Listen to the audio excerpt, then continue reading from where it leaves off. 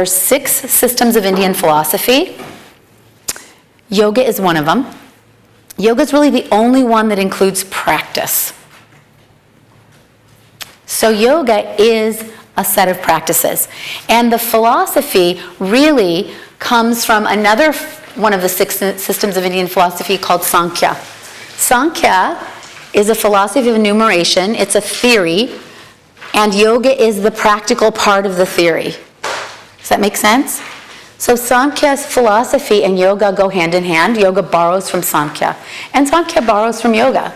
It uses yoga to realize the practical aspects of it. Sankhya philosophy is, again, one of the 6 systems of Indian philosophy.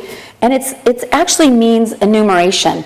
And what it means is that it counts out the number of evolutes of consciousness that comes out of pure consciousness or Purusha. So it counts all these steps that the evolution of our being as we come into being. So it assumes that we all start in Purusha, or this place of pure consciousness. And in the tradition of yoga, they say that when we're here, this is our ultimate reality, is in this state of pure consciousness. And pure consciousness can't be born, it doesn't die, it doesn't change, right? It stays constant throughout time and space. So everything else, which is under prakriti or prakruti, is called matter, or it's what we think of as reality. But in the yoga tradition, they're saying we mix that up, and Samkhya is saying you mix that up. That the reality is Purusha. Prakriti is the illusion. We get lost. Our suffering starts when we start to identify with matter and everything around us as reality. That we start to think all of this is real. And it doesn't mean that you're not real and I'm not real and the car that's driving down the street isn't real, because ultimately this is a dualistic system. It sees you and consciousness as separate, these 2 separate realities, but they exist at the same time, right? And so the confusion happens when we start saying that I am this body, I am this experience right now. And this system, Sankhya, is saying, well, you are, but not exactly, just as a vehicle for knowing the self. You come into being as a vehicle for knowing the self. So in this tradition, we're in this Purusha, in this pure conscious state, until we're motivated by desire to take on a body. So our desires are what create our birth. We have a desire and we're born. There it is. And from there, everything snowballs, right? So out of desire, we're born. And then we come into the state of being. And the first thing that's formed is buddhi. This is the first principle of individuation. When I was talking about when I was with Nishchal and we walked into the ocean, and she said, if you take a cup and you just walk away and you start to think, oh, that's me. That's the first level of individuation, when we walk away and we say, this is me. I'm separate from the ocean. I'm separate from universal consciousness. I'm different. That's when we start to come into being, right? And the first part that manifests is that buddhi, or that wise mind, that knowingness, that intelligence that is beyond book knowledge. So in the tradition of yoga, they say, the Swamis used to say, I remember Swami Rama saying, well, that's bookish knowledge.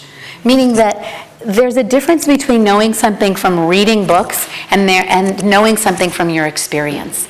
And yoga is an experiential science. We learn by experience. We have the experience, and that feeds our knowing. And that books aren't bad, but they help to feed what you know to be true through practice. And then the second principle, when we come down into being, is we form our ego. And actually, when you look at little babies, right, they're just a big ball of kind of Purusha. They're just a big ball of consciousness, right? And they don't really have this sense of themselves for a while. And as we start manifesting into form and becoming more of a human being, we start to develop an ego, a sense of I-ness and a sense of I'm separate from the other. So we come in with a connection to this universal consciousness, and then we transfer that connection to our mothers, right? So that our mother, when you're a baby, your mother is God. Your mother is everything. You have nothing else. You rely on your mother for food. You rely on your mother for life. Babies can't live by themselves, right? So that's the first place is where we start to feel the separation, is when we separate from the mother. But it's really the separation of the self from superconsciousness or Purusha. It's really that separation that we feel first. And that's this ahamkara, this ego. Out of this come the qualities of being. And the qualities of being you're going to see over and over again in yoga. Some of you may have heard about them. They're called the gunas. Okay? The gunas exist. We all have these 3 attributes or qualities or forces at play all the time. And they're in everything living. So the gunas exist in everything that comes into being. Everything that's in Prakriti is subject to the gunas. They affect everything.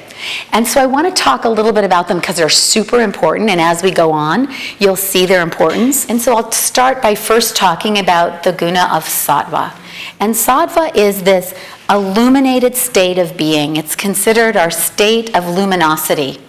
They sort of symbolize it with white light, this sort of knowingness. Its quality is of balance and harmony, peace. All of that is contained in sattva.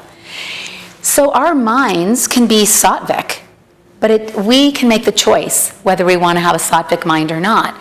And so that's what doing practice of yoga does, is it helps us develop a sattvic mind and body. And then we can eventually, we start to move back up this rung into Purusha or superconsciousness.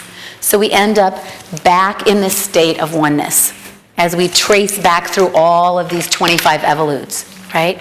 But Rajas, Tamas, and Sattva, Rajas is this kind of energy of momentum and movement. It's a quality of activity, right? And for us as sort of Americans, that's a state that we all stay in a lot. Like this constant flux of movement is called Rajas. Rajas. And this affects our foods, too. There are foods that are sattvic, and there are foods that are rajasic. Can you think of a rajasic food that keeps you in motion? Coffee, caffeine. Right. We're a caffeinated society, and part of it is we don't want to sit still, and part of it is we think we value the state of doing and not the state of being. Right? And the state of being is really the sattvic state. And the state of being, sattva, this illuminated state, is the state of yoga. It's the state of union, right? And then there's another one that's called tamas. What do you think tamas is representative of? One side is lightness. What's the other side? Darkness. Yeah. Ignorance, right? Heaviness, lethargy. And if you look at the tradition of Chinese medicine, they have this in 2 phases. They have it in yin and yang, right? Darkness and light, opposites. And in here we have 3 states. We have the dark and the light, and the state of rajas moves in between the 2. So you can't find, if you're tamasic, if you're dull and lethargic and heavy, you can't move to this state of sattva and balance without bringing into it rajas, the state of activity. The state of activity wakes you up enough to move into a state of balance. Yeah? But ultimately, the goal is to move towards a sattvic state of being, right? To go towards the light, right? To go towards light. So when you heard, I loved Michelle Obama used to say, when they go low, we go high, right? That's really the motto of yoga. It's like transforming the energy, right? We have a choice. And when we practice meditation, when we practice yoga, it gives us the space to see our choices and to make different choices about our lives. So it's sort of like it slows everything down so we can see the patterns and we can make a choice. We can say, I want to go towards the light. And this is what I would do. If we just keep reacting with a rajas state of mind, we'll just keep sort of battling with each other, right? We just keep reacting, and because rajas is sort of reactionary, right? And tamas, if we didn't have the state of tamas, we wouldn't be able to sleep, right? Because tamas, inertia, allows us to sleep. What happens sometimes when we go to sleep, if we have sleep trouble, is we're stuck in a state of rajas. Right? We don't have any ability to sort of move into a sattvic state or a tamasic state so we can sleep and let go and restore ourselves. So these aren't bad, but the idea is to try to transform the energy, to try to see where your energy is. Like when you're going through the day, sort of observing, like, am I in a sattvic state? Do I feel balanced? Do I feel happy? Do I feel joy? Or do I feel like I'm running and burning the candle at both ends and falling apart? Or do I feel lethargic, like I can't get off the couch? And these three attributes change constantly. They're constantly in flux. And part of our practice is to try to bring them into balance. And Samkhya philosophy talks about it right here. It's right there. And it gets talked about all throughout the practice of yoga. And one of the things that I say about the way that we teach asana is that we're trying to bring the body back to a sattvic state. The thing about these qualities, the gunas, is they're changeable. They change all the time. Whereas in Ayurveda, your constitution that you're born with never changes. It changes only through vrikriti, through disease. Like it'll change, you'll present in a certain way, but your constitution stays the same. But the thing that you can change in Ayurveda are these. So you could be a pitta constitution in Ayurveda, which is a fire constitution. But if you're a fire constitution that's rajasic, you're going to be a problem to yourself, right? And maybe to others too. But you're going to be a problem for yourself. So if you're a pitta constitution and you work on cultivating sattva, then all of the beautiful qualities of pitta are enhanced. And pitta has we'll talk about this when we talk about Ayurveda, but pitta has beautiful qualities of luminosity. Pittas are really vibrant and fiery and sparkly, oftentimes movie stars, people that are famous because they have this magnetic kind of fiery energy. But that can also go bad if they use it in a really negative way. And I'm not naming any names, but there are some people, right, that use that kind of energy in a negative way. And that's a rajasic quality. You want me to name names? If you have a tamasic pitta, this is not going to be good for anyone, right? This sort of dark heaviness that goes along with it. So these adjusting and cultivating balance in these qualities is part of what we're doing in our yoga practice. That's part of the goal.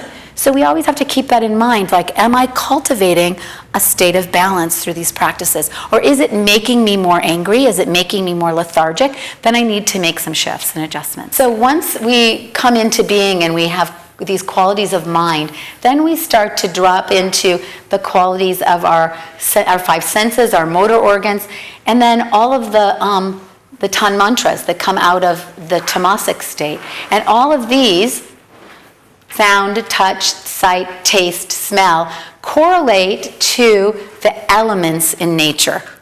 So here, this is the fun part of this particular map, because it's just a map, is that we see the formation in these ether and air makes vata, or wind element. So this creates who we are, what we look like in the world, right? And fire and water creates the pitta constitution. Water and earth creates the kapha constitution, okay? And as we study these, you'll start to realize and recognize, oh, I'm probably a fire constitution. Just because as we talk about what that means, you'll go, well, that sounds just like me. So you'll see these in all the different types. A wind type is somebody who's much more, they have more of that wind quality. They tend to be more creative and flowy, often make good therapists, good musicians, good massage therapists, but they have that sort of spacious quality to them that the wind kind of blows in. And earth people have sort of a heavy, solid, grounded quality. They're the salt of the earth kinds of people. They don't change their minds easily. They can be stubborn, but they're very stable quality, right? There's a lot more to this. I'm just giving you a taster, like a little tapas. Get a little taste of each of these. And this is, so you see this, and as we come into being, this is where we're formed into this sort of human form of what we look like, a vata, pitta, kapha personality. The goal, and really when you look at Prakriti, this whole map of matter and the 25 evolutes of consciousness, we're really looking at what Ayurveda is teaching us to do. Ayurveda is teaching us how to take care of our bodies, right, and our minds. And then ultimately, Purusha is yoga. So yoga and Ayurveda kind of come together in this system a little bit. And yoga and Ayurveda are sister sciences, just like yoga and Samkhya go hand in hand. So here, this is also a little bit of a map for Ayurveda as well. So you see them come together. But ultimately, as yogis, as those who are looking to move back to that state of oneness or that state of union. Union is the state of samadhi, right? We would backtrack through all of this, and we'd come into a sattvic state, moving through to the highest, our sort of highest knowingness, back through into Purusha. And the goal is to do it while you're alive, although they say that at death we automatically kind of move back through. But in our lifetime, to sort of realize ourselves and our true nature while we're alive. That's the goal of yoga, to recognize who we really are. This is sort of a theoretical map, but yoga is the practice that supports this. So in our practice, we're really looking at how are the ways that we can come into balance. How can we balance our constitution? How can we balance our minds through the gunas, right? And how can we develop and strengthen our buddhi, our wise mind, our knowingness, right? How do we do that, our clarity? And that's really what yoga is teaching us in a nutshell.